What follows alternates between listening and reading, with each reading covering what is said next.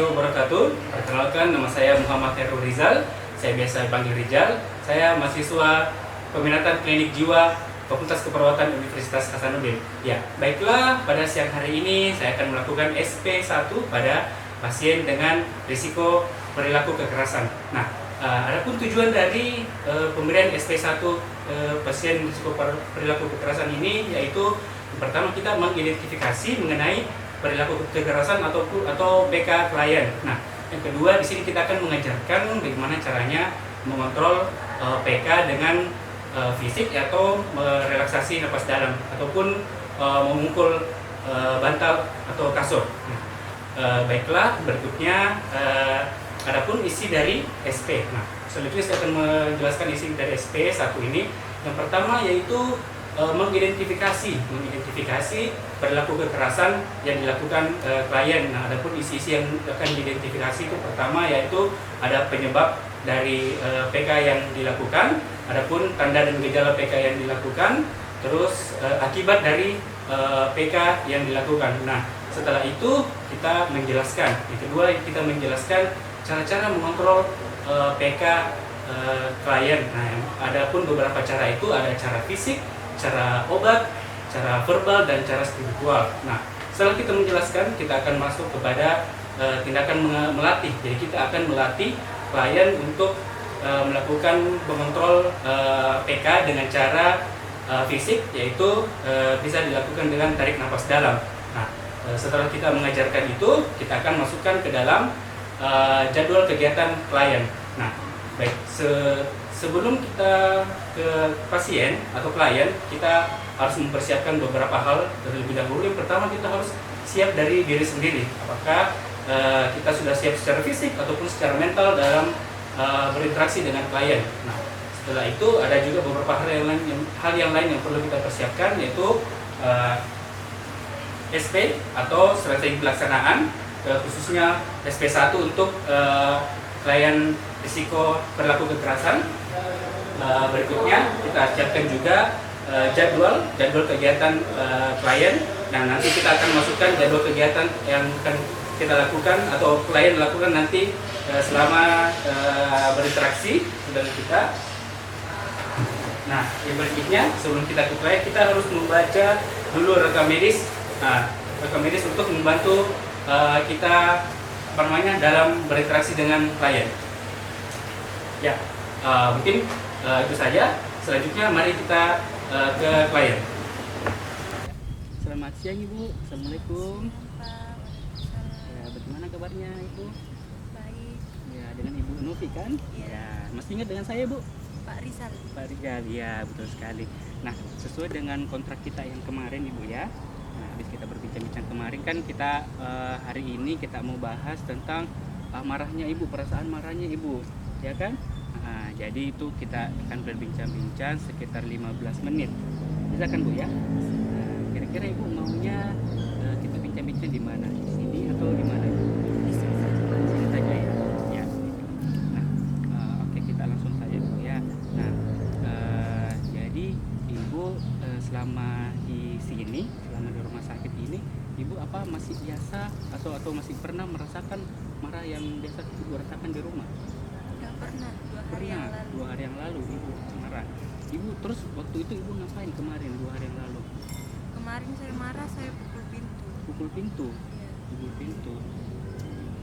Oh iya, kalau boleh tahu Ibu waktu di rumah Ibu marahnya gimana Ibu? Kemarin saya di rumah pas dibawa itu pakaian seacak-acak, kemudian saya lempar galon. Begitu ya. Jadi Ibu sampai melempar barang-barang gitu.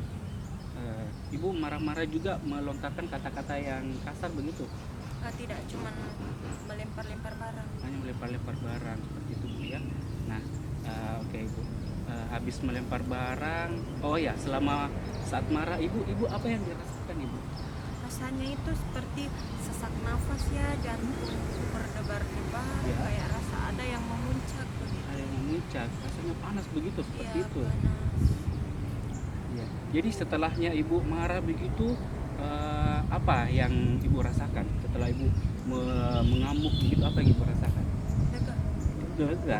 Ibu merasa lega setelah mengamuk. Iya. Tapi Tapi setelah ibu mengamuk itu, habis melempar-lempar barang, gimana? Masalahnya ibu terselesaikan tidak? Tidak ya, malah makin berantakan bukan ya?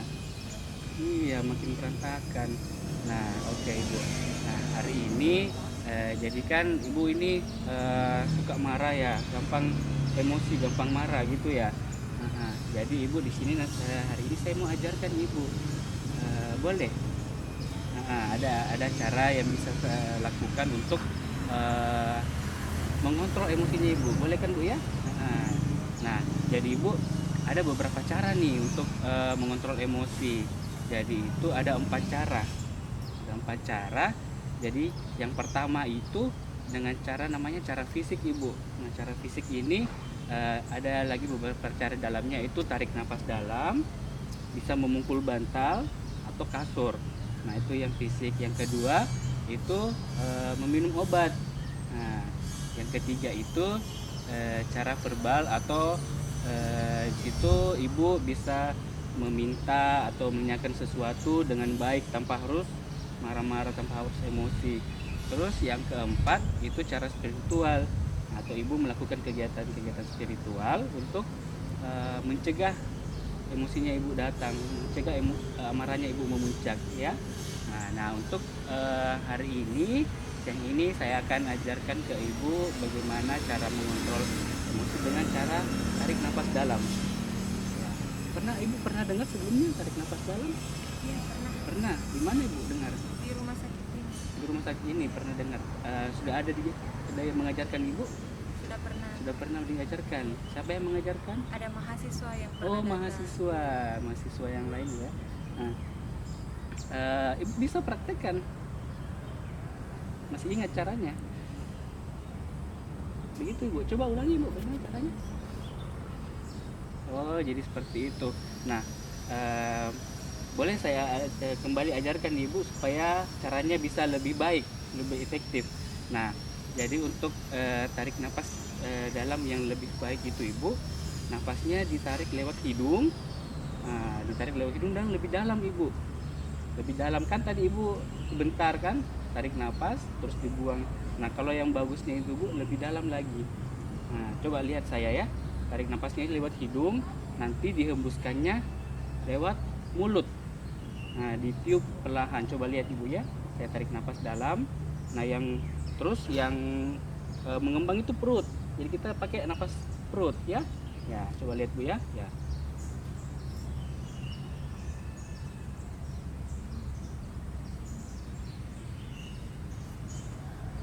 Nah, seperti itu. Jadi, saat kita tarik nafas dalam, kita tahan dulu sampai 3 detik. Nah, habis 3 detik terus kita keluarkan perlahan lewat mulut. Gitu. Ibu bisa praktekkan. Coba.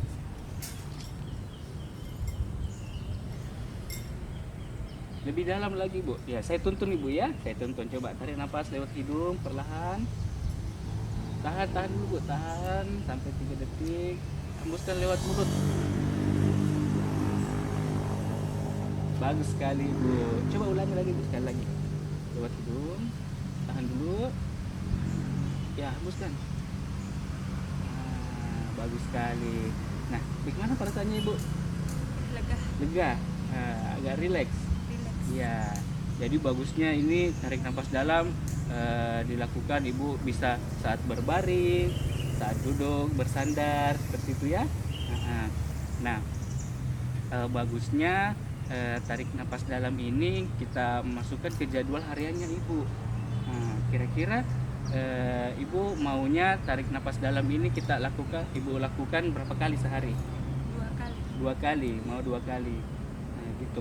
Kira-kira maunya kapan? Jam berapa maunya 2 kali itu? Yang pertama pada saat bangun pagi.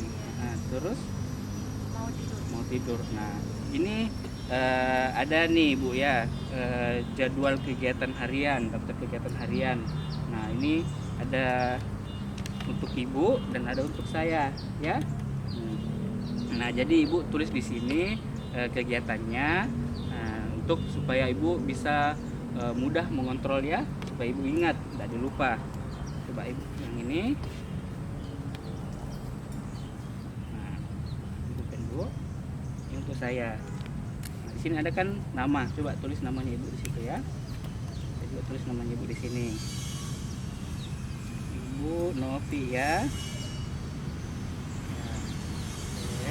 Jadi tadi maunya jam berapa ibu tarik nafasnya? Tarik nafas Bangun dalam. pagi. Bangun pagi. Ya. Oh, atau kita tulis juga dulu ya, bangun paginya ibu mau jam berapa?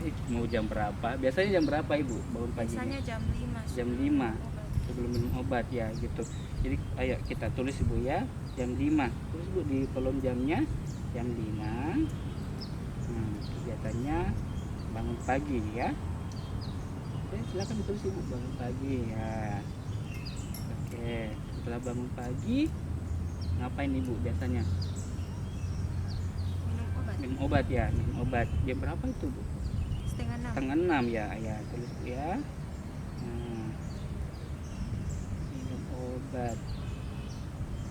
Nah habis itu ngapain? Sarapan. Sarapan. Sarapannya Setelah minum obat. setelah minum obat ya, masih di jam yang sama ya. Nah, jadi ibu maunya tarik napas dalamnya kapan? Pada saat setelah sarapan? Iya. Jam berapa itu ya? Jam 6 ya? Jam 6. Tarik napas dalam. Nah, maunya yang keduanya jam berapa?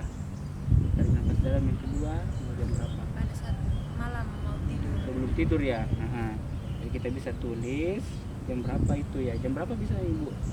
Kadang jam 9, kadang jam 10, tergantung. Tergantung. Kita tulis aja jam 9 ya. Jam 21. Ya, tarik nafas dalam ya. Nah, saya jelaskan dulu bu cara ngisinya ya. Jadi di sini kan ada nih keterangan di bawah nih, mandiri, bimbingan dan tergantung, ibu ya. Nah, jadi kalau misalnya hari ini hari Senin misalnya ya, latihan tarik nafas dalam jam 6 kan. Nah, kalau misalnya ibu ingat terus ibu lakukan sendiri, nah terus ibu tulis di sini N, berarti mandiri kan. Nah, ibu yang kerjakan sendiri. Nah, kalau misalnya ibu ibu lupa ya, terus lupa melakukan, terus dibimbing misalnya ya, nanti saya yang datang terus ibu lakukan. Nah, terus di situ B, dibimbingkan, bimbingan. Terus kalau tergantung itu berarti ibu lupa dan tidak melakukan ya. Nah, mungkin itu saja ya untuk pertemuan kita hari ini, siang ini. Nah, mungkin besok lagi kita ketemu ya. Kira-kira ibu maunya jam berapa besok? Jam 9. Jam 9 lagi ya, jam 9 berarti pagi, besok pagi. Di mana ibu bagusnya? Maunya di mana? Di ruang makan. Di ruang makan aja, di ruang aktivitas ya, di ruang makan. Oke. Jadi besok kita bincang-bincang lagi. Kita ketemu, kita akan bahas tentang obat-obat yang ibu konsumsi ya.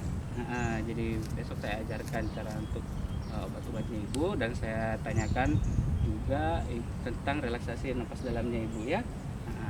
Ya mungkin itu sekian untuk siang ini ya. Terima kasih bu ya.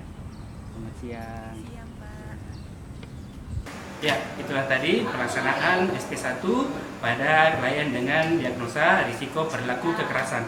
Nah, semoga bermanfaat. Sekian dari saya. Assalamualaikum warahmatullahi wabarakatuh.